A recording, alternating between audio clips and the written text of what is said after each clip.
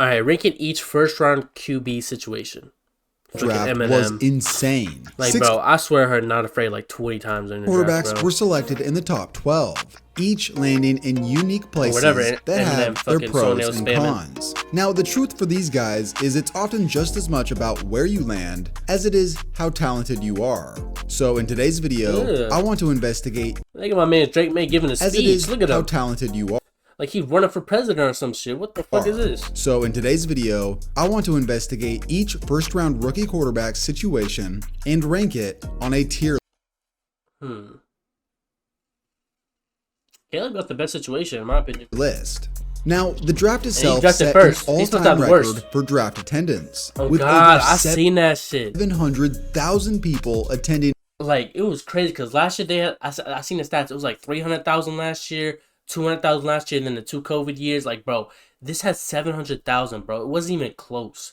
Over the course of the 3 days, and I was fortunate enough to be a part of it, courtesy of today's video sponsor, SeatGeek and the Arizona Cardinals. SeatGeek is the official ticketing partner of the Arizona Cardinals. They hooked me up with some free gear, including this KTO Cardinals jersey, which was sick. And for the event itself, there was a ton of activities to keep us busy.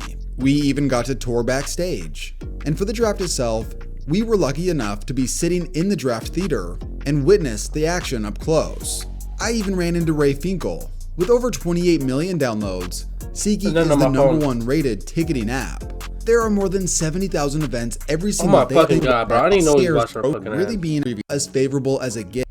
As far as #1 overall picks go, this is about as favorable as it gets. Normally, the team picking here was atrocious the previous season, but the Bears were a 7-win team last year, with the major concern really being at quarterback. The roster had some promising pieces in 2023, which will still be a part of the team in 2024, including wide receiver DJ Moore and tight end Cole Kmet, who both proved extremely effective in the pass game. And throughout this offseason, the Bears have really bolstered this offense with multiple weapons, including veteran Keenan Allen, running back DeAndre Swift, tight end Gerald Everett, and wide receiver Rome Odunze, who they used their other first-round pick on. They had a good ass draft. They added depth to the offense. I feel like the Cardinals had the best draft. I was looking at their shit. They drafted like 20 people, bro. It was like 10 people, and it was all names I knew. So I'm like, on paper, they probably had the best draft in my opinion, because I don't know a lot of them. Offensive line, which should be at least average if they can stay healthy in 2024. Now, on the flip side, it is Chicago. They have struggled offensively for most of their modern history.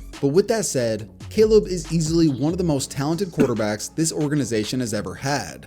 Also, things do change, and I like this situation a lot. The team hired offensive coordinator Shane Waldron, who proved himself to be able to revive Geno Smith in Seattle. Factoring in a favorable offensive situation alongside Caleb's outstanding talent, I'll give his situation an A tier. Bro, I really think his shit is an S tier, bro. Cause like this is like Rome Odunze, which we haven't seen a snap in the NFL yet, and like improving shit. And there's like a lot of players that switch teams this all season. But bro, I feel like he has the best situation. Honestly, this might be the best situation a #1 overall quarterback has had that I could remember. With the #2 overall pick, Washington fans are seeing 2012 deja vu with Jaden Daniels. As Washington is not that bad of a situation for being the second. With Jaden Daniels. As Washington is not that bad of a situation for being the second pick. However, it's not as impressive as Chicago.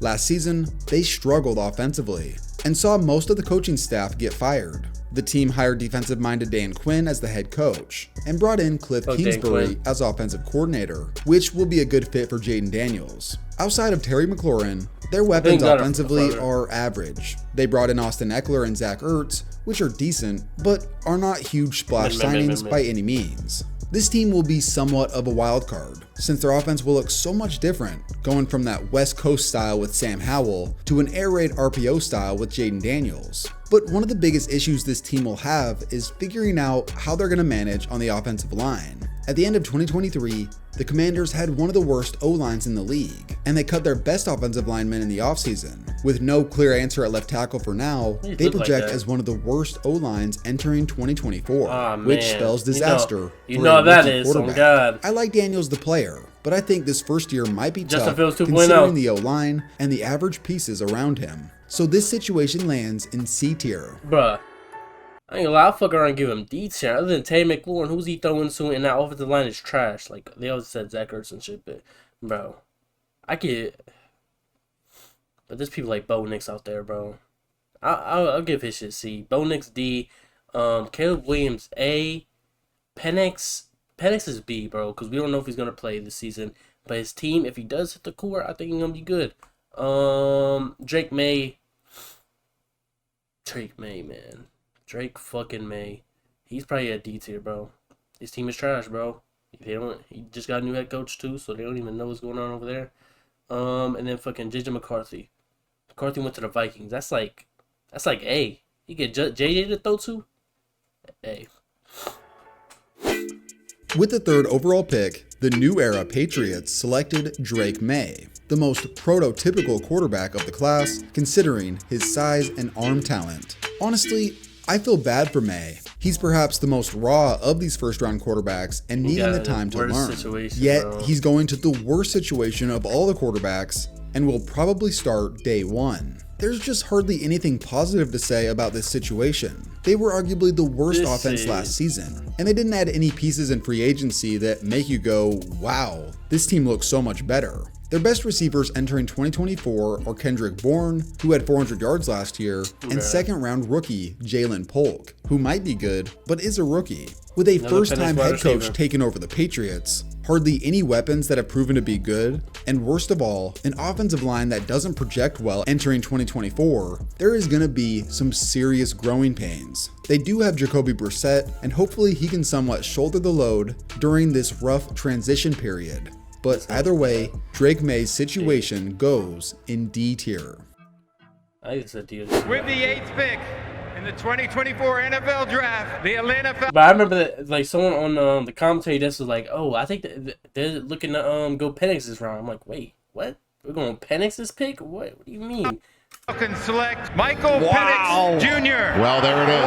Quarterback, Washington. When the Falcons selected Penix Jr., everyone was shocked. After signing Kirk Cousins to a 4-year deal in free agency and parading him around town, the Falcons went ahead and drafted another quarterback in the top 10. There will be some... It's like his situation can be the worst, Froger, because he can sit for 2 years and he doesn't even have to touch the floor yet.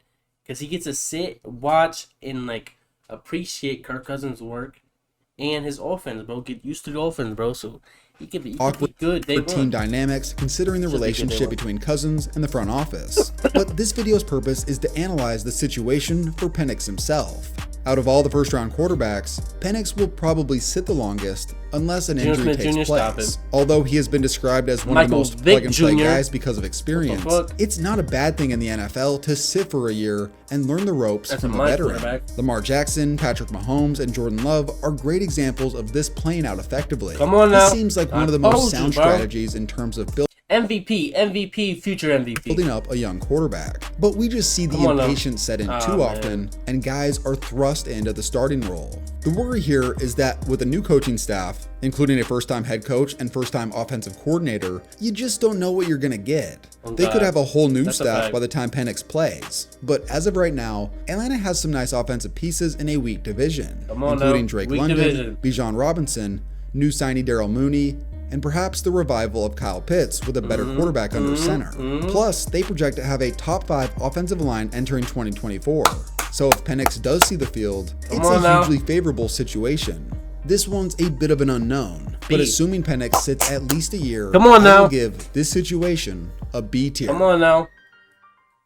JJ McCarthy couldn't have asked for a better situation. Minnesota is the most stable organization offensively out of all these teams that picked a quarterback, considering Kevin O'Connell has been the head coach for years and is seen as a promising young head coach. And also their offensive coordinator has been there the past 2 years. Stability does wonders for a franchise. This offense has been built for Kirk Cousins. I ain't gonna lie, if this team doesn't do good, bro, it's on JJ McCarthy, bro. And we know he's a rookie and shit. I'm not trying to like crazy expectations, but he's the one that's like, he's coming into this team that should be a playoff team, bro. Kirk Cousins with this team was a playoff team. He should jump right. He should just go right where Kirk Cousins is. They didn't really lose anybody. Didn't gain nobody crazy.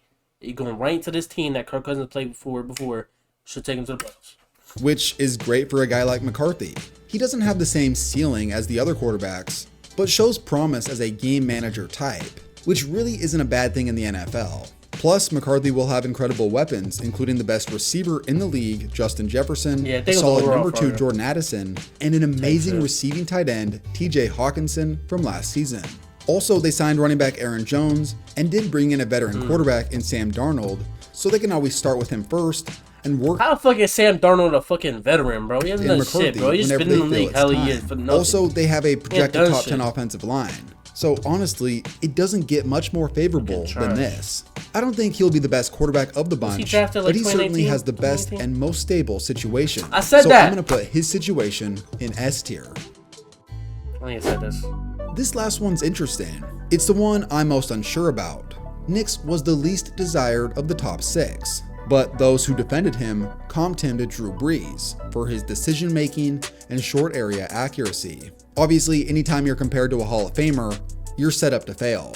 But not talking about the level of play, and more about the style of play, and you get what Sean Payton likes in a quarterback. A guy who can take the snap, make his read, and get the ball out quickly.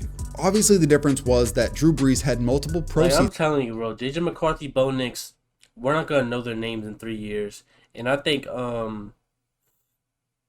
Drake May's gonna be that one in the top 3, like the top 3 quarterbacks. I think he's gonna be that one that just like, but damn, what the fuck happened to him, bro? On some Mac Jones shit. He's gonna be just like Mac Jones, bro. His situation is so fucking terrible. He's gonna be like Josh Rosen. He's gonna be like Sam Darnold, where it's like, damn, he got traded next year. Also crazy shit, bro. I'm telling you, it's gonna be that bad. He joined forces with Peyton, whereas Nix is a rookie.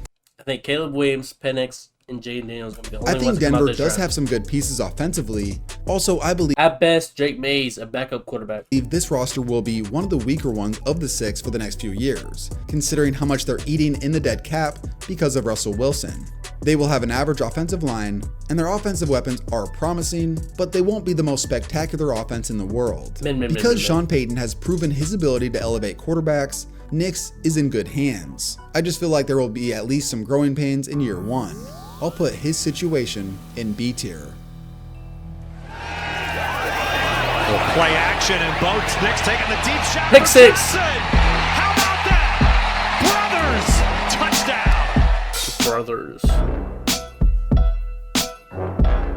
So who's the final ranking?